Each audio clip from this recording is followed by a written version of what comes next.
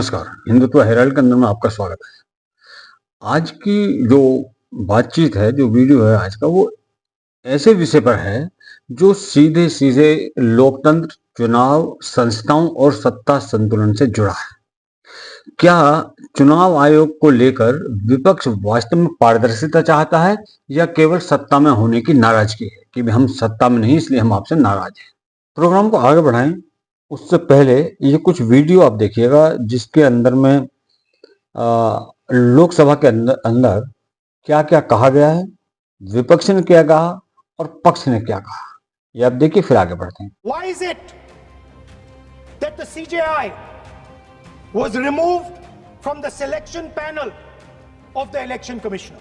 मैं कांग्रेस पार्टी के सुझाव से सहमत हूं कि जो इलेक्शन कमीशन के अपॉइंटमेंट का जो तरीका है वो तरीका बदला जाए, वो कम से कम ऐसा हो, पारदर्शी हो, निष्पक्ष हो। That the BJP is directing and using the election commission to damage India's democracy. The first question, why is it that the CJI was removed from the selection panel of the election commissioner? And I want to assure the election commissioner that they might be under the impression that this law lets them get away with it. Let me remind them, don't worry, we are going to change the law and we are going to change it retroactively and we are going to come and find you. Indira Gandhi ने इसी vote चोरी करके जब रायबरेली का चुनाव जीता और जब फैसला हुआ कोर्ट का, तो ऐसा सिचुएशन इस व्यक्ति ने पैदा किया, इस पार्टी ने पैदा किया कि आपको आश्चर्य होगा कि 3 जज को बाईपास करके एक ऐसे चीफ जस्टिस को बना दिया जो 8.5 साल तक इसका मुख्य न्यायाधीश रहा। प्रेस की पूरी स्वतंत्रता खत्म हो गई। इंडियन एक्सप्रेस के एडिटर रामनाथ गोयनका से लेकर सारे लोग जो कुछ को कहते थे, और यह केवल इस संविधान संशोधन में हुआ। आज वो इंस्टीट्यूशन की बात करते थे, यूपीएससी जैसी संस्था, और यह पूरे सदन को जानने वाली बात है, यूपीएससी जैसी संस्था जो आईएएस और आईपीएस और ऑल इंडिया सर्विसेज को पैदा करती है। कांग्रेस का एक कार्यकर्ता बटुक सिंह 10 साल तक यूपीएससी का चेयरमैन रहा। यह यूपीएससी की हालत कर दी इन्होंने। ये चुनाव आयोग की बात करते हैं। इस देश का पहला चुनाव कमिश्नर सुकुमार सेन, जब वो रिटायर होते हैं तो उसको सूडान का ये राज्यपाल बना देते हैं। वीएस रमा देवी जब रिटायर होती है उसको हिमाचल का गवर्नर बना देते हैं। टीएन शेषन जब रिटायर होते हैं तो उसको अहमदाबाद में भारतीय जनता पार्टी के खिलाफ कैंडिडेट बना देते हैं। और एमएस गिल जब रिटायर होते हैं तो वो इस केंद्र के मंत्री 10 साल तक इसी सदन में रहते हैं। किस चुनाव आयोग की बात करते हो? किस ईमानदारी की बात करते हो? किस पारदर्शिता की बात करते हो? कौन सी कांग्रेस की बात करते हो? सीबीआई की बात कर रहे थे। अश्वनी कुमार जो सोनिया गांधी जी और राहुल गांधी का सिक्योरिटी अफसर था, वो सीबीआई का डायरेक्टर बनाया जाता है। रंजीत सिन्हा जो कांग्रेस के अहमद पटेल के यहां रोज बैठता था और जिसकी डायरी पकड़ाई कि उसने कांग्रेस के कितने नेता कब कहां गए, उसको सीबीआई का डायरेक्टर बना देता। कौन सी बात कर रहे हो यार? सीबीआई का यही हाल, आईबी का यही हाल। एमके नारायण को जो है ढोते रहे, कभी गवर्नर बना दिए, केवल कभी नेशनल सिक्योरिटी एडवाइजर बना दिए। किस तरह की बात करते हो? 73 साल तक जिस प्रक्रिया को कभी किसी ने छुआ नहीं, जिसे लेकर किसी पार्टी ने कोई कानून बनाने की कोशिश नहीं की, वो मुद्दा आज इतना गर्म क्यों है? क्या सब पहले ये सारा ठीक था क्योंकि सत्ता में वो लोग थे, और आज प्रक्रिया गलत है क्योंकि फाइलें किसी और के पास जाती हैं, उनके पास नहीं जाती फाइलें साइन होने के लिए। आज के डिस्कशन के अंदर सरकार का पक्ष, विपक्ष के तर्क और एक न्यूट्रल संवैधानिक विश्लेषण 3 हुई। तो चलिए शुरू करते हैं। पहला इसका सेगमेंट हम लेते हैं इतिहास और तथ्य, क्योंकि इतिहास क्या रहा है देश का, तथ्य क्या है कि जिससे तथ्य साफ रहें। सबसे पहले इतिहास को साफ होना चाहिए, ये जरूरी है। 1950 भारत का जो चुनाव आयोग है वो शुरू हुआ था 1950 से चालू हुआ था और 2023 तक ना तो कांग्रेस ने कोई कानून बनाया और ना तीसरे मोर्चे ने कोई कानून बनाया। ना यूपीए ने ना किसी सेक्युलर गठबंधन ने, किसी ने कोई कानून नहीं बनाया। जैसा है जैसा चल रहा है चलने दो। और नियुक्ति की प्रक्रिया क्या थी उन लोगों के टाइम पर? बहुत सिंपल थी। प्रधानमंत्री कार्यालय में बैठे हुए 2 आदमी या 3 आदमी जो थे, लोग थे, वो फाइलें देखते थे, नाम तय करते थे और बस के हो गया। कोई समिति नहीं, कोई पारदर्शिता नहीं, कोई ट्रांसपेरेंसी नहीं, किसी विपक्ष की राय की जरूरत नहीं। 70 साल तक सब कुछ पीएमओ में तय होता रहा। आज जब संसद ने एक स्पष्ट, क्लियर, रिटर्न, संसद द्वारा अनुमोदित कानून बना दिया, तब अचानक विपक्ष सबसे बड़ा पारदर्शिता चैंपियन बन गया कि जो इलेक्शन कमीशन के अपॉइंटमेंट का जो तरीका है वो तरीका बदला जाए, वो कम से कम ऐसा हो, पारदर्शी हो, निष्पक्ष हो। बोला नहीं, तुमने पारदर्शी नहीं की, हमने की थी। क्यों? क्योंकि अब वो जो प्रोसेस है उनकी जेब में नहीं है। अब फाइलें उनकी मेज तक नहीं जाती। पहले क्या था? पहले सारी फाइलें उनकी मेज तक जाती थी, उसके बाद में कोई डिसीजन होता था। और अभी सीजीआई वाला एक विवाद है। विपक्ष कहता है कि समिति से सीजीआई को हटा दिया। यह हमला न्यायपालिका पर है। किसने हटा दिया? कानून पढ़ा या जो पहले की जो चीजें बनाई थी आप लोगों ने, उसका पढ़ा क्या था? यह आधा सच है। सीजीआई समिति में एडॉक के तौर पर थे और सुप्रीम कोर्ट ने खुद कहा था कि जब तक संसद कोई कानून नहीं बनाएगी तब तक सीजीआई समिति में रहेंगे। ये है पूरा सच। अब संसद ने कानून बना दिया तो एडॉक व्यवस्था अपने आप खत्म हो जाती है। इसे हटाना कहना गलत है, लेकिन इनको गलत कहने में मजा आता है, इसलिए कहते हैं। यह संविधान के अनुच्छेद 324 का पालन है। विपक्ष इसे भावनात्मक मुद्दा बना रहा है, तथ्यात्मक नहीं, और ना ही विपक्ष किसी को तथ्य बता रहा है। विपक्ष के असली तर्क क्या है? क्या उन्हें प्रक्रिया से दिक्कत है या बहुमत से दिक्कत है? दिया गया हर प्रकार से चेक कर ईवीएम का उपयोग सबसे पहली बार पूरे देश में 2004 में हुआ। लाए राजीव गांधी वहां से लेकर 2004 तक, और 2004 के चुनाव में कौन जीता भाई? वो जीत गए। उस वक्त ईवीएम की चर्चा बंद। 2009 का चुनाव हुआ, पूरा ईवीएम से हुआ, ये जीत गए, चुप्पी साध ली। 2014 में सब हम जीते तो कौ चालू कर दी। वो सरकार मान्यवर, ये क्या है?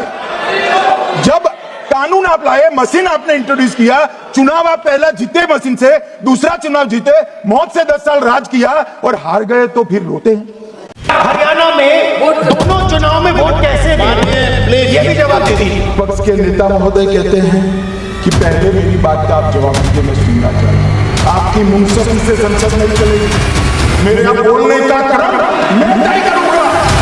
इस तरह से नहीं चलेगी संसद। उनको धैर्य रखना चाहिए, उनको धैर्य रखना चाहिए। मेरा जवाब सुन लेगा। इनकी एक बात का जवाब मैं दूंगा, मगर मेरे भाषण का क्रम वो तय नहीं कर सकते। मैं करूंगा क्योंकि मैं बोल रहा हूं। तो उसकी सबसे बड़ी नाराजगी ये है कि समिति में बहुमत सरकार का क्यों होता है? क्यों नहीं हो? आपका होगा क्या? कभी आपने, जब आप बहुमत में थे तो आपने विपक्ष का बहुमत रखा था किसी समिति के अंदर? नहीं ना।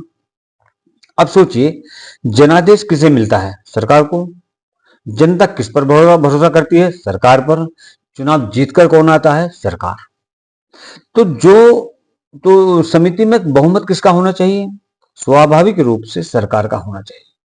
यह दावा कि विपक्ष को 51% चाहिए सिर्फ यह दिखाता है कि विपक्ष लोकतांत्रिक गणित को स्वीकार नहीं करता। अगर समिति में विपक्ष की बहुमत, अगर समिति के अंदर में विपक्ष बहुमत चाहता है तो चुनाव कैसे होंगे? फिर सरकार बनाने का मतलब क्या हुआ?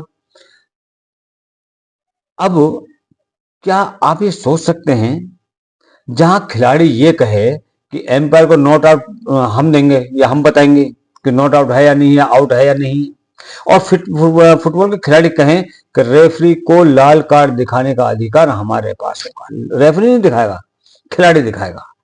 किसी बॉक्सिंग के मुकाबले में कोई खिलाड़ी कहे कि जज का फैसला तभी मानूंगा जब वो मेरे क्लब से होगा। यार कितने हंसी की बात है ये, लेकिन लोकतंत्र में यही मांग की जा रही है। इसी को ये लोकतंत्र कहते हैं, जो कानून की जो किताबियां उसको लेकर घूमते हैं कि हम संविधान से चलते हैं। कौन सा संविधान है तुम्हारा? चुनाव आयोग लोकतंत्र का एम्पायर है, ये बात बड़ी क्लियर है। और अगर वही नेताओं के डर में रहेगा चुनाव आयोग, उन्हें दंड देगा, उनका विरोध झेलेगा, तो क्या वो वास्तविक एम्पायर होगा? नहीं ना। या किसी नेता का जिला दफ्तर वो बन जाएगा। ये आपने सोचना कि अगर जो ये विपक्ष बोल रहा है, अगर यही सब कुछ होगा तो क्या होगा। सर सदन की जानकारी के लिए है सर, देश भर में ई सिगरेट बैन हो चुकी है, क्या सदन में आपने अलाउ कर दी है? नहीं, कोई माननीय सदस्य को कोई भी सर सिगरेट को वैसा टीएमसी के सांसद पी रहे हैं सर टीएमसी के सांसद सर कई दिनों से लगातार बैठ के पी रहे हैं सर। कोई भी माननीय टीएमसी के सांसद पी रहे हैं सर चेक कर, नहीं सर आप चेक करवाइए सर। एक मिनट व्यवस्था सर सदन में अगर सिगरेट पीना अलाउ कर दिया है। एक मिनट। और विपक्ष की रणनीति जो है ये पिछले 10 साल से रही है कि कुछ भी हो जाए, चुनाव के नतीजे पसंद ना आए तो मशीन को दोष दे दो, ईवीएम को दोष दो। ईवीएम गलत, वोटर गलत, प्रशासन गलत, सरकार गलत, आयोग गलत, नियुक्ति गलत, प्रक्रिया गलत। और हर चुनाव हारने के बाद में एक नया बहाना, हर सीजन के बाद में एक नया एपिसोड लेकर के आते हैं, जैसे कोई टीवी शो हार का नया बहाना सीजन 6, इस तरह से करते हैं लोग।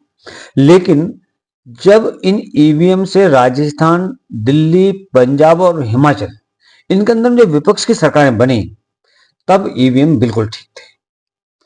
तो ये डबल स्टैंडर्ड किस लिए? इसलिए भाई डबल स्टैंडर्ड है, लोगों को पागल समझा हुआ कि आप लोगों ने। दूसरा, 2011 की घटना देखें, जो 2011 अभी गया है उसकी अगर घटना देखें आप, तो विपक्ष ने पूछा कि फलाना व्यक्ति चुनाव आयुक्त क्यों है? कांग्रेस ने कहा हमने चुन लिया है, यही प्रक्रिया है। जब 2011 में चुनाव आयुक्त चुना गया था तो विपक्ष ने पूछा कि भाई ये आदमी जो आपने चुना है चुनाव आयुक्त, ये क्यों? तो कांग्रेस का सीधा जवाब था कि हमने चुन लिया, बस यही प्रक्रिया हमारी, बाकी छोड़ो, गुड्डू जाने दो बाकी को। वही व्यक्ति जिसको कांग्रेस ने चुना था चुनाव आयुक्त, वही व्यक्ति बाद में राज्यसभा में गया, मंत्री बना, दो लोकसभा चुनाव लड़े, तब सब चुप थे। क्यों? क्योंकि फाइलें उनकी मेज पर जाती थी, विपक्ष की मेज पर जाती थी, सोनिया गांधी की मेज पर जाती थी। आज क्योंकि फाइलें सरकार के पास जाती हैं तो प्रक्रिया अचानक गलत हो गई। और अब बात ये कि असली खतरा क्या है आखिर इनको? अगर विपक्ष की मान भी ली जाए कि नेता चुनाव आयुक्त को दंड दें, उन्हें हटाएं, उनकी नियुक्ति तय करें, तो देश में निष्पक्ष चुनाव नहीं रहेंगे। बोलो रहेंगे क्या? नहीं ना। चुनाव आयोग फिर स्वतंत्र नहीं रहेगा, इंडिपेंडेंट नहीं रहेगा, तटस्थ नहीं रहेगा। वो सिर्फ एक डिपार्टमेंट बन जाएगा जिसके ऊपर जो नेता चिल्लाएगा वही हुक्म चलाएगा। सुप्रीम कोर्ट ने भी इस खतरे को पहचाना था, इसलिए कहा था कि संसद प्रक्रिया बनाए, संसद एक सिस्टम बनाए, वरना संस्थागत टकराव हो जाएगा। अब इसमें जनता का दृष्टिकोण क्या है? भारत की जनता बहुत ही ज्यादा जागरूक है और वो समझती है कि कौन कौन पारदर्शिता चाहता है, कौन कौन व्यक्ति ट्रांसपेरेंसी चाहता है, कौन सत्ता खोने का दर्द पाल रहा है, कौन सुधार कर रहा है, कौन हर चुनाव को कटघरे में डालता है। इसलिए जनता ने 3 बार लगातार भारतीय जनता पार्टी की सरकार चुनी। ये बड़ा क्लियर हो गया है। लोकतंत्र में बहस जरूरी है, कोई शक नहीं इसमें, सवाल भी बिल्कुल होने चाहिए और विपक्ष भी जरूर होना चाहिए। विपक्ष नहीं, एक मजबूत विपक्ष का होना जरूरी है। लेकिन बहस का मतलब यह नहीं कि हर समिति में विपक्ष को बहुमत दिया जाए, ये जनादेश का अपमान होता है। किसी भी समिति के अंदर में बहुमत तो हमेशा सरकार का ही रहेगा। बहुत स्पष्ट बात है, लोकतंत्र नियमों से चलता है, ना कि नाराजगी से। चुनाव आयोग एम्पायर है और एम्पायर को खिलाड़ियों से कभी डरना नहीं चाहिए। बहस जारी रहे, सवाल उठते रहें, लेकिन फैसला जनता की चुनी हुई सरकार ही करेगी और यही लोकतंत्र भी है। धन्यवाद। अगर आपको वीडियो अच्छा लगा हो तो कमेंट कीजिए, लाइक कीजिए और चैनल को सब्सक्राइब कीजिए। जय हिंद, जय भारत, जय श्री राम।